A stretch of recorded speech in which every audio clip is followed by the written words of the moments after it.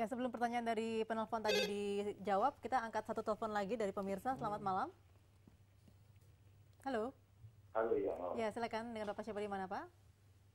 Dengan Devin di Iya, Pak Devin, mohon maaf waktu kita sempit sekali, bisa agak cepat sedikit ya, untuk pertanyaannya. Khususnya buat Pak Batugana. Ya, kenapa Demokrat setiap mau pemilu mengadakan kenaikan BBM dan mengadakan balseng atau apa intinya itu? Kenapa nggak kebocoran BBM yang di daerah luar Jawa sana aja yang diurusin Demokrat? Baik. Itu saya rasa lebih efisien daripada setiap mau pemilu kada atau pemilu Demokrat mengajukan kenaikan BBM. Saya setuju kenaikan BBM itu. Nah sekarang tadi Bapak mana? Bapak siapa itu yang di daerah Sumatera sudah kehilangan pekerjaan karena terlalu lama, terlalu banyak bargainingnya ini. Baik, terima kasih Pak Devin dari Saya Bekasi. bisa jawab langsung. Ya, silakan Bang Yang pertama dari Pak Doni tadi, memang semestinya memang BBM ini 2 tahun yang lalu sudah disesuaikan supaya ketersediaan ini tetap ada, kemudian sasaran itu kepada saudara-saudara kita yang tidak mampu, termasuk juga membangun mass rapid transportation, public transportation publik yang macam-macam, termasuk konversi BBM ke BBG. Seharusnya digalakkan itu. Kedua, tadi disampaikan sama Pak apa tadi yang barusan? Ya? Devin. Inilah terdampak akhirnya hilang BBM karena tidak bisa terkendali. Saya bilang dari tadi kan kalau kita mau tangkapi saudara kita semua. Karena menggiurkan ini BBM murah, tapi mereka beli murah, mereka jual di tengah laut atau sama industri-industri yang nakal itu 7.000 aja udah gampang lari. Nah, tentang pencurian minyak, itu kan salah satu juga yang harus ditanggulangi. Itu udah kita tanggulangi juga pencurian.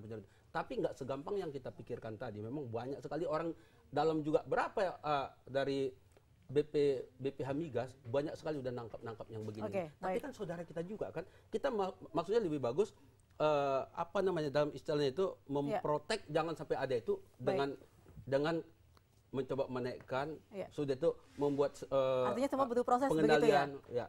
Proses itu tetap berjalan tapi belum maksimal. Jadi belum maksimal kita sampaikan memang, kepada Pak yang di mana tadi?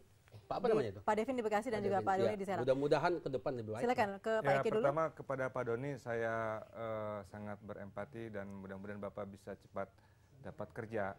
Perlu diketahui Pak, dengan kenaikan BBM Pak, menurut data statistik BPS Pak, akan dengan naiknya BBM Rp2.000 itu akan ada 5 juta orang miskin baru.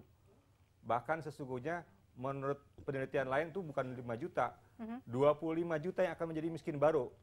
Yang disebut miskin itu adalah yang penghasilan perharinya Rp8.500. Berarti nanti akan ada 25 juta miskin baru dengan penghasilan Rp8.500. Kalau kita naikin Rp10.000 per hari, kategori miskin itu, maka akan ada 50 juta miskin baru dengan naiknya BBM. Apa kita tega begitu? Akan ada Pak Doni 50 juta. Nah kita tidak mau itu. Pada itu menjadi alasan PKS ya? Ya, salah satunya itu. Baik, kita kembali ke Bang Effendi. Ya, saya mohon di sisa periode Pak SBY ya, fokuslah di pengelolaan energi ya. Segera, sekalipun sudah terlambat, konversikan ke bahan bakar non-fosil, non-minyak. Segera bangun kilang, pakai anggaran negara, karena ketergantungan kita terhadap Singapura luar biasa. Kita ketahanan energi ini menyangkut ketahanan negara kita loh. Kedaulatan energi kita ini tergantung sekali. Bayangkan kita mengimpor setiap hari 700-800 ribu barrel dari negara yang tidak jauh dari kita. Dari Singapura bangun kilang untuk dikonsumsi oleh Indonesia. Nah sementara kita disibukkan ngurusin BLSM apa, itu biarlah Departemen Sosial, Menko Kesra yang sudah punya pos. Tidak perlulah dikait-kaitkan dengan kenaikan harga BBM. Ya. Kalau mau berbuat baik, itu semua tujuan kita. Just do it, lakukanlah. Jangan dikait-kaitkan dengan pengelolaan BBM dan juga energi-energi lainnya. Karena ini Indonesia, siapapun bangsa di dunia, ketergantungan energi sangat tinggi. Energi dan pangan dan sandang. Ya kita jangan kemudian terlena begitu. Jadi saya yakin kalau tidak ada solusi yang konkret, maka 6 bulan lagi kita pasti akan dihadapkan lagi pada persoalan yang sama. Over kuota, harga naik, subsidi membengkak. Itu aja bolak-balik. BLSM, apa iya kita? Oke, ya Kemudian maksudnya 10 terakhir tahun. mungkin tanpa ada dukungan dari DPR, apakah tetap akan Jadi menaikkan gini, harga kita sudah BBM? bicarakan di Komisi 7 sebenarnya tentang kilang itu sudah setujui akan dibangun ya. Baik. Di salah satu daerah di Jawa ini. Itu jawaban dari Pak Effendi tadi. Kemudian memang kita harus galakkan konversi BBM ke BBG. Itu harus. Kemudian memang kalau kita naikkan BBM ini, kita harapkan bahan bakar nabati juga digalakkan.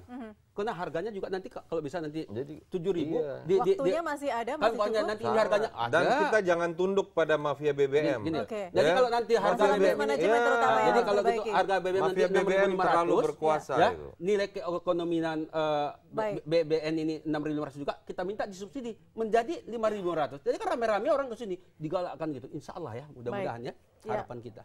Baik kalau gitu. Ya itu tadi. Jadi Ya. jangan tergantung mafia BBM dan mafia otomotif. Itu sangat menguasai loh politik di kabinet sekarang ini saya lihat itu. Waduh, kebijakannya luar biasa. Pro-nya pro bukan kepada Oke, rakyat. baik kalau gitu. Terima kasih banyak Pak Eki dan juga Bang Sultan dan juga Bang Effendi. Jadi itu Betul semua untuk bersama rakyat kami. loh ini. Iya, kita masih saudara semua tentunya ya. Walaupun Insya sudah Allah ramai di sini ya. masih lah. Walaupun juga PKS sudah kampanye dengan spanduk-spanduknya. Bukan kampanye, mempublikasikan sikap. Baik kalau gitu. Terima kasih banyak pemirsa juga yang sudah bersama kami. Dan tetaplah di Jak TV karena ada apa berita masih akan berlanjut hingga pukul 11 malam nanti. Saya Sela Wangkar pamit. Sampai jumpa.